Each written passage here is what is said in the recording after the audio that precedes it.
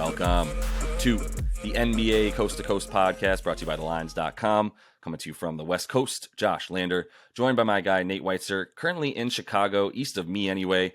We are looking at Sunday, Christmas Day games here in the NBA. Got 4 game videos up for you about those games and our player props as well that are going to be coming to you. In this one, we're going to be taking a look at the Warriors hosting Memphis. Got a weird line on that one that we'll look at and talk about with you guys. Also, want to make sure you like and subscribe so you can get all this stuff and head to thelines.com. That's where we put all our written content up and you could use our odds finder tool there. Make sure you're shopping the best juice available on all of these bets you make across the NBA. Nate, let's jump into this 5-game Christmas slate and then get into our game here, the Dubs and Grizz.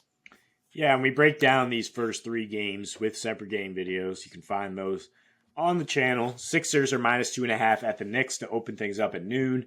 Lakers plus 7.5 at Dallas at 2:30 Eastern. Bucks plus 4 at Boston. Total's only 223 there. Do like the over in the main billing game of the night here, 5 p.m. Memphis is minus 4 at Golden State. I think he said it's a weird line because Memphis was originally plus 4, but that was before Steph Curry injury kind of flipped things. And then the slate closes with Suns plus 3 at Nuggets. We're not going to try to pick that one. Should be entertaining, though. Yeah, I mean, it seems so obvious that it's a trap here, that the Warriors just suck so hard on this road trip. They were sucking, and then they lost Steph Curry, and then they sucked even worse. But now they're coming back home, and whatever magic is in the Chase Center here that was able to, make them flip from like the worst 3-point defense in the league to the best when they're home, to flip, just insane home road splits all over the place, leading to wins and losses. But how much of that is Steph, who had a 124 defensive rating, was shooting 45% from 3 at home, and was just bending the defense with his ability to shoot 45% from anywhere on the floor.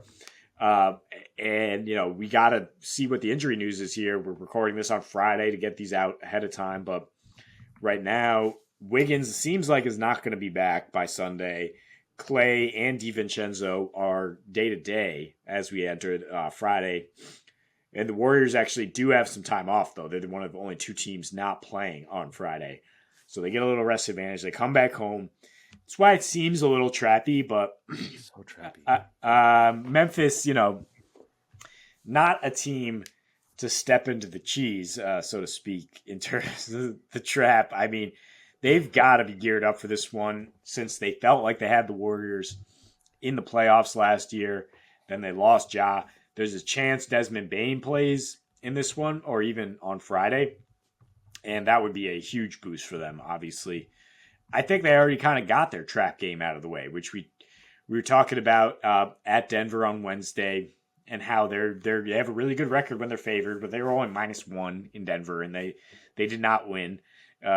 Because I think they're kind of looking ahead at this, and all the talk from John Moran about put us on national TV, like we want to be the headline game, and this is their first Christmas game ever, and they get to go to the defending champs, show what they can do. I mean, an alternate spread maybe makes sense. It's just like you get such a wide range of outcomes from the Warriors where they might have continue to suck like they did on the road. And they posted a 140 defensive rating in their last 2 road games here, just completely giving up.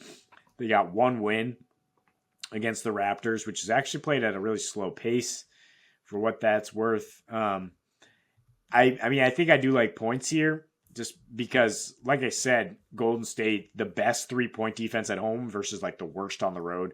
That doesn't really matter as much with Memphis. They're going to attack you down low. And Golden State is actually giving up a couple more paint points per game at home. They're just making up for it with their ridiculous efficiency on the other end. And a couple of things that they do well. Number 1, assist to field goal.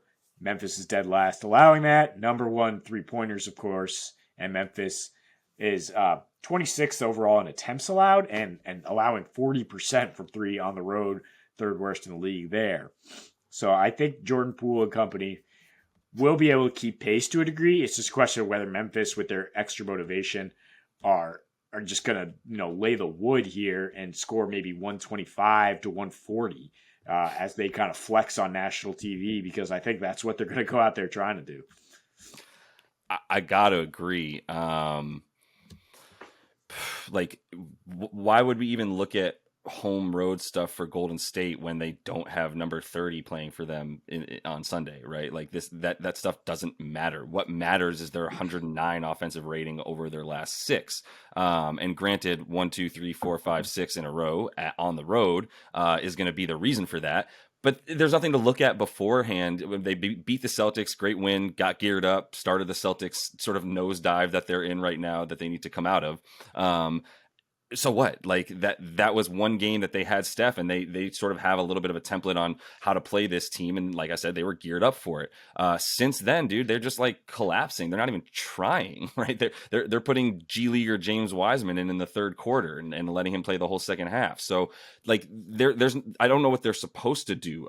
There's nobody there. Like Klay Thompson, not it, right? Jordan Poole in the last game that they just got, the second game that they got pounded in historical fashion by giving up 91 points to the Nets in the first half. Jordan Poole is 111 for 3. Like, let's say Jordan Poole goes 7 of 11 for 3 and you get 18 more points there. They still lose by 20. So like none of it matters. Like where is the sort of the help? Where's it coming from? Where's the sort of the next thing that's going to sort of change the way that they've been playing? I don't know. Like Dante DiVincenzo's been a nice addition, but he's not more than a 15 point a game scorer, if that at this point, the way that this team's playing. So look, the home road splits you can look at, that's fine. I do look at the matchups that they've had as of late. The last one that they played was without Steph Curry. 123-95 Memphis in Memphis, which is a different team at home as well. But the last game that we just watched Memphis play against Denver, and they came out and just their offense was so unbelievably stagnant, which leads me, by the way, to just mention that like you should be watching out if Desmond Bane is going to play on Christmas, because Desmond Bane is questionable for Friday night's game. So he's made a really like a much faster recovery than was initially thought, in a way that like he's practicing in some 5-on-5 stuff and could potentially play on Friday night, which I don't know that he will. If I had to guess, like I would imagine that you would rather have him on Christmas Day rather than make him come back against the Suns in Phoenix in a game that you expect Devin Booker to play. It doesn't seem like the greatest moment for his return in this one, to be honest. But maybe he'll come in and try to get 10-15 minutes. If he does, then you expect him to play on Sunday. Either way, that would be a huge boost for them in that 3-point shooting and their ability to continue to like get those, because that was the stagnation that we saw in their last few games, especially against the Nuggets, was Ja doing everything he could, but once he gets in the lane, he's got 3 dudes around him and he's kicking to guys like Tyus Jones, and it's just not going to work that way. And John Conchar, but even he was unable to really get it going for them. So yeah, I just think they have a lack of options, to be honest, when like a real solid lack of options of guys that can create and score for themselves when Ja's not, on the floor, especially, which is some minutes that they got crushed against Denver, was those bench minutes that they've been getting pretty much murdered on, even, because of the fact that they have had so many injuries and stuff like that. So Golden State, there's no bench there. I'm not worried about that. There's really barely a starting lineup. So I think those are minutes that at the very worst for Memphis are neutral. And then those starting lineups are just not close right now. And you can expect, I think, Memphis to easily cover this one. Yeah, you asked what's going to change for the Warriors. I mean, the only thing you would worry about is just a huge flip of the switch in terms of coming back home, and Draymond Green kind of being that incendiary defensive presence where all of a sudden they are able to stay in the game regardless of whether the shots are falling or not, because they're playing championship level defense. I just don't think we're going to see that. I mean, this is old hat for them. They've played on 9 straight Christmases, and for what it's worth, they've lost every other year. They've often been in these high billing matchups. Cavs 3 years in a row when they were in the finals. They're low scoring, playoff type games, and they're coming off grinding one out against the Suns, which has been their biggest rivalry lately, last Christmas. I don't think that this game is going to mean nearly as much to them as it does to Memphis, which is a game a team that's coming for that spot, Yep. And that is still 18 and 6 straight up when they're favored. That is still scoring at a very high rate in the paint on the road, even though they've had some bad situations on the road, and we covered in their last one against Denver. John Morant not playing in a few, struggling to hit without Desmond Bane. If they have both those guys back, though, I think I feel really good about them winning. I do think they're going to win either way. And I, again, would look at some alternates here for them to run away with it. I don't really expect a close game in terms of the Warriors losing. If the Warriors are able to pull it out, maybe it's a knockdown, drag out, kind of close one down the stretch. But I think if Memphis wins, it won't be close. And that's got to be the strongest game theory that you can imagine right now. And the -4.5, I got to imagine is somewhat like the odds makers going like, I don't know what to do with this game either. As I watched them, it's an 8-point swing with Steph, and you're like, that's massive. You just swung it 8 points on one player, and then you're like, yeah, is that enough? is that enough of a swing for that one player? It's not unrealistic, and it's just further proof of how important he is to this team, how good he is of a player. So that's all the time we have for you in this one. Make sure to continue to follow along. Got 4 Christmas Day game videos for you and our player props. So until we see you next, happy betting.